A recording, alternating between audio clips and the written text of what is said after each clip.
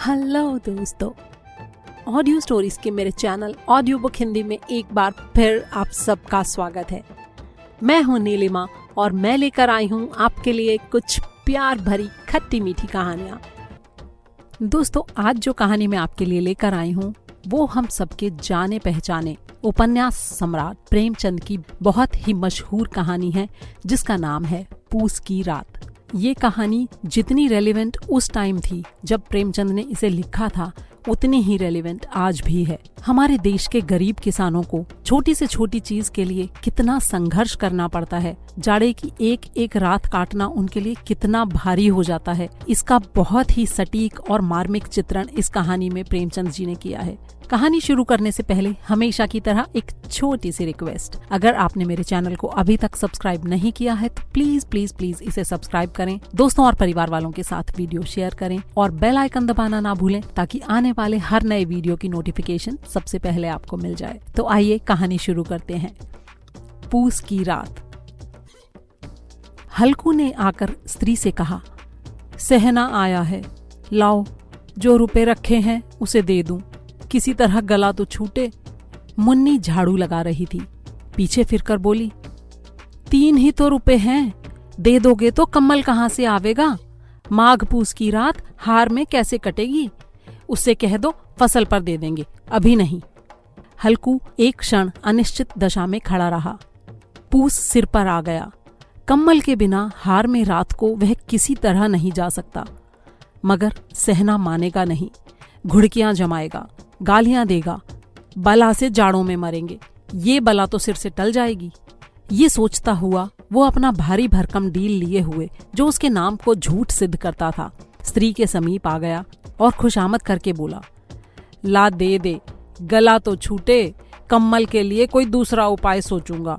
मुन्नी उसके पास से दूर हट गई और आंखें तरेरती हुई बोली, कर चुके दूसरा उपाय, जरा सुनूं तो कौन सा उपाय करोगे? कोई खैरात दे देगा कम्मल? न जाने कितनी बाकी है जो किसी तरह चुकने ही नहीं आती। मैं कहती हूँ तुम खेती छोड़ क्यों नहीं देते? मर मर काम करो, उपज हो तो बाकी दे दो। चलो छुट्टी हुई, बाकी चुकाने के लिए ही तो हमारा जन्म हुआ है, पेट के लिए मजूरी करो, ऐसी खेती से बाज आए। मैं रुपए ना दूंगी ना दूंगी। हल्कू उदास होकर बोला, तो क्या गाली खाऊं? मुन्नी ने तड़प कर कहा, गाली क्यों देगा, क्या उसका राज है? मगर ये कहने के साथ ही उसकी तनी हुई भौहें ढीली पड़ गईं। हल्कू के उस वाक्य में जो कठोर सत्य था वो मानो एक भीषण जंतु की तरह उसे घूर रहा था। उसने चुपचाप जाकर आले पर से रुपए निकाले और लाकर हल्कू के हाथ पर रख दिए।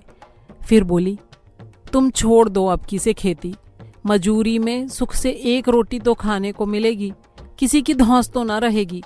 अच्छी खेती है, मजूरी करके लाओ, वो भी उसी में झोंक दो, उस पर धौंस। हल्कू ने रुपए लिए और इस तरह बाहर चला मानो अपना हृदय निकाल कर देने जा रहा हो। उसने मजूरी से एक एक पैसा काट काट कर ये 3 रुपए कम्मल के लिए जमा किए थे। आज वो एक ही बार में निकले जा रहे थे। एक एक पग के साथ उसका मस्तक अपनी दीनता के भार से दबा जा रहा था। पूस की अंधेरी रात, आकाश पर तारे भी ठिठुरते हुए मालूम होते थे। हल्कू अपने खेत के किनारे ऊख के पत्तों की एक छतरी के नीचे बांस के खटोले पर अपनी पुरानी गाढ़े की चादर ओढ़े पड़ा कांप रहा था। घाट के नीचे उसका संगी कुत्ता जबरा पेट में मुंह डाले सर्दी से कूं कूं कर रहा था। दोनों में से एक को भी नींद न आती थी। हल्कू ने घुटनियों में गर्दन को चिपकाते हुए कहा, क्यों जबरा, जाड़ा लगता है? कहता तो था घर में पुआल पर लेट रहे, तो यहाँ क्या लेने आए थे? अब खाओ ठंड, मैं क्या करूं? जानते थे मैं यहाँ हलवा पूरी खाने आ रहा हूँ, दौड़े दौड़े आगे आगे चले आए, अब रो नानी के नाम को। जबरा ने पड़े पड़े दुम हिलाई और अपनी कूं कूं को दीर्घ बनाता हुआ एक बार जमाही लेकर चुप हो गया। उसकी श्वान बुद्धि ने शायद ताड़ लिया था, स्वामी को मेरी कूं कूं से नींद नहीं आ रही है। हल्कू ने हाथ निकालकर जबरा की ठंडी पीठ सहलाते हुए कहा, कल से मत आना मेरे साथ, नहीं तो ठंडे हो जाओगे। ये रांड पछुआ न जाने कहाँ से बर्फ लिए आ रही है। उठूं फिर एक चिलम भरूं, किसी तरह रात तो कटे। 8 चिलम तो पी चुका, ये खेती का मजा है। और एक एक भगवान ऐसे पड़े हैं जिनके पास जाड़ा जाए तो गर्मी से घबरा कर भागे। मोटे मोटे गद्दे, लिहाफ, कम्बल, मजाल है जाड़े का गुजर हो जाए।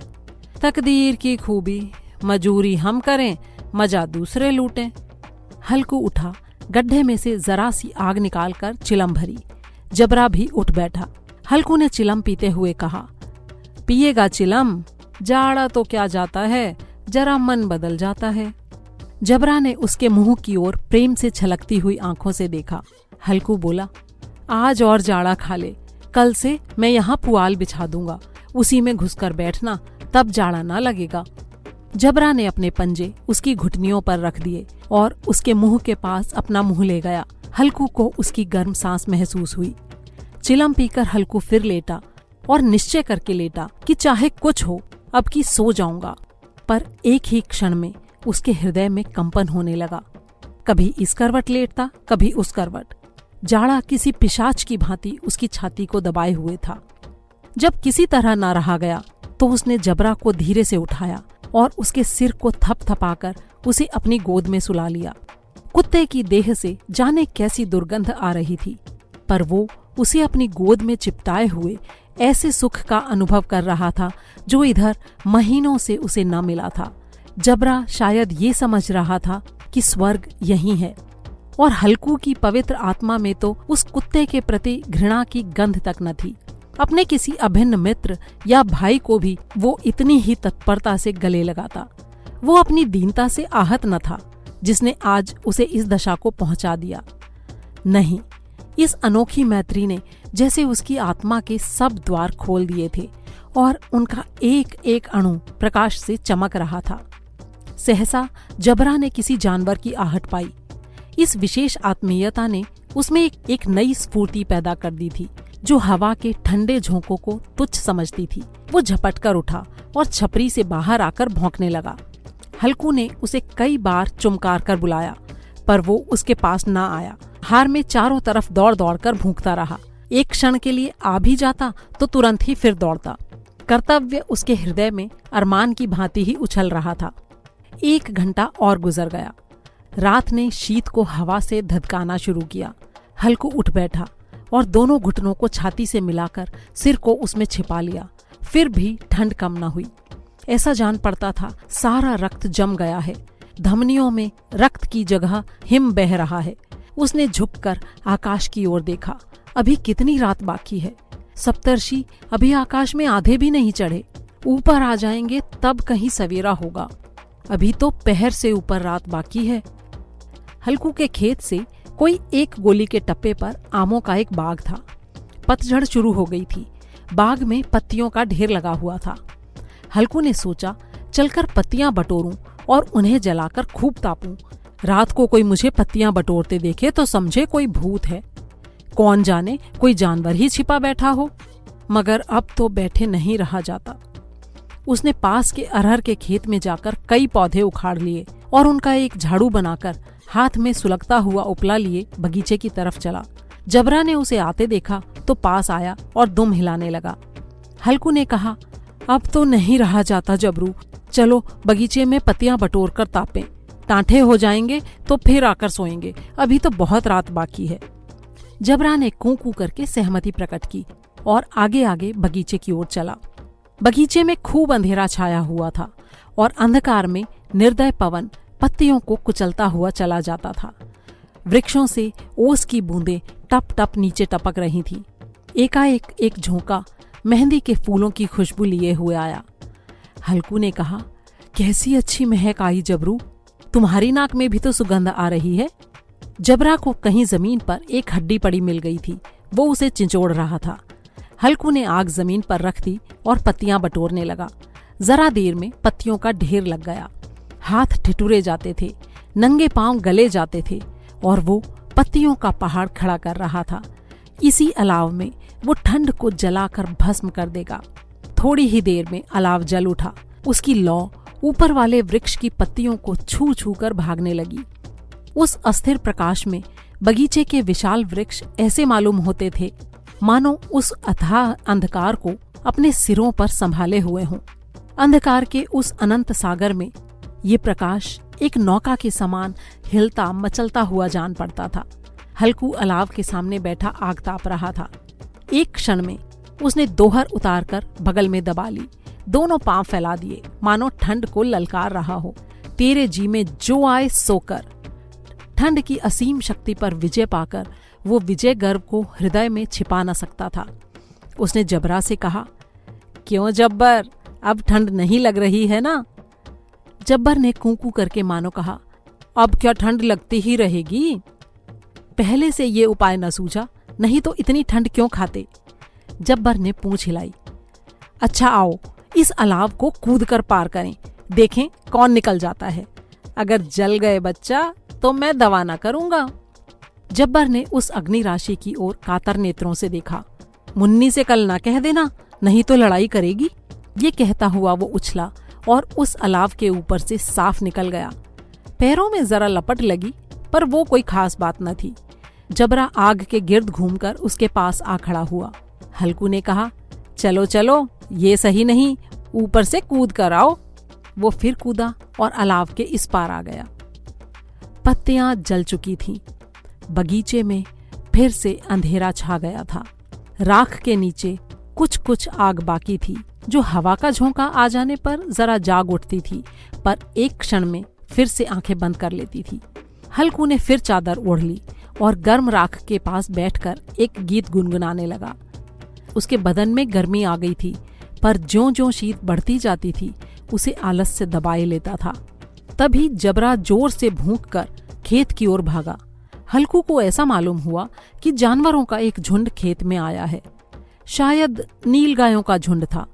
उनके कूदने दौड़ने की आवाजें साफ कान में आ रही थीं। फिर ऐसा मालूम हुआ कि खेत में चर रही हैं। उनके चबाने की आवाज चर चर सुनाई देने लगी। उसने दिल में कहा, नहीं नहीं, जबरा के होते कोई जानवर खेत में नहीं आ सकता, नोच ही ना डाले। मुझे भ्रम हो रहा है। कहाँ, अब तो कुछ नहीं सुनाई देता। मुझे भी कैसा धोखा हुआ। उसने जोर से आवाज लगाई, जबरा जबरा, लेकिन जबरा भूंकता रहा, उसके पास ना आया। फिर खेत के चरे जाने की आहट मिली। अब वो अपने को धोखा ना दे सका। उसे अपनी जगह से हिलना जहर लग रहा था। कैसा दंदाया हुआ था। इस जाड़े पाले में खेत में जाना, जानवरों के पीछे दौड़ना असह्य जान पड़ा। वो अपनी जगह से न हिला। उसने जोर से फिर आवाज लगाई, लिहो लिहो लिहो। जबरा फिर भूंक उठा। जानवर खेत चर रहे थे। फसल तैयार खड़ी थी। कैसी अच्छी खेती थी, पर ये दुष्ट जानवर उसका सर्वनाश किए डालते हैं। इस बार हल्कू पक्का इरादा करके उठा और 2-3 कदम चला, पर एकाएक हवा का ऐसा ठंडा चुभने वाला बिच्छू के डंक का सा झोंका लगा कि वो फिर बुझते हुए अलाव के पास आ बैठा और राख को कुरेद कर अपनी ठंडी देह को गरमाने लगा। जबरा अपना गला फाड़ डालता था। नील गायें खेत का सफाया किए डालती थीं और हल्कू गर्म राख के पास शांत बैठा हुआ था। अकर्मण्यता ने रस्सियों की भांति उसे चारों तरफ से जकड़ रखा था। उसी राख के पास गर्म जमीन पर वो चादर ओढ़कर सो गया। सवेरे जब उसकी नींद खुली तो चारों तरफ धूप फैल गई थी और मुन्नी कह रही थी, क्या आज सोते ही रहोगे? तुम यहाँ आकर रम गए और उधर सारा खेत चौपट हो गया। हल्कू ने उठकर कहा, क्या तू खेत से होकर आ रही है? मुन्नी बोली, हाँ, सारे खेत का सत्यानाश हो गया। भला ऐसे भी कोई सोता है? तुम्हारे यहाँ मड़ैया डालने से क्या हुआ भला? हल्कू ने बहाना किया, मैं मरते मरते बचा, तुझे अपने खेत की पड़ी है। पेट में ऐसा दर्द हुआ कि मैं ही जानता हूँ। दोनों फिर खेत के डांड पर आए। देखा सारा खेत रौंदा हुआ पड़ा है और जबरा मड़ैया के नीचे चित्त लेटा है, मानो प्राण ही ना हो। दोनों खेत की दशा देख रहे थे। मुन्नी के मुख पर उदासी छाई थी, पर हल्कू प्रसन्न था। मुन्नी ने चिंतित होकर कहा, अब मजूरी करके मालगुजारी भरनी पड़ेगी। हल्कू ने प्रसन्न मुख से कहा, रात को ठंड में यहां सोना तो ना पड़ेगा। दोस्तों, ये कहानी आपको कैसी लगी, इसके बारे में अपनी राय नीचे दिए गए कमेंट बॉक्स में मेरे साथ जरूर शेयर करें। ऐसी ही एक और खूबसूरत और उम्दा कहानी के साथ जल्द ही आपसे फिर मुलाकात होगी। तब तक के लिए अलविदा।